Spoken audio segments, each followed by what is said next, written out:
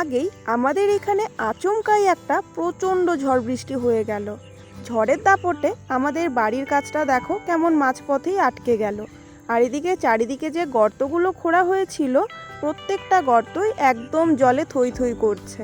ওই যে বললাম আচমকাই ঝড়টা চলে এসেছিল, তো সব কিছুই তো বাইরে পড়েছিল, সেগুলোই তাড়াহুড়ো করে ঘরে আনা হলো।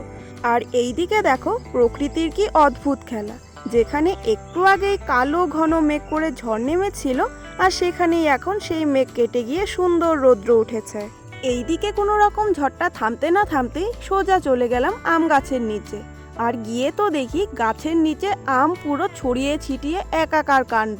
তো আর সময় নষ্ট না করে সবাই মিলে আম কুড়িয়ে দেখো পুরো এক বালতি ফুল করে ফেলেছি।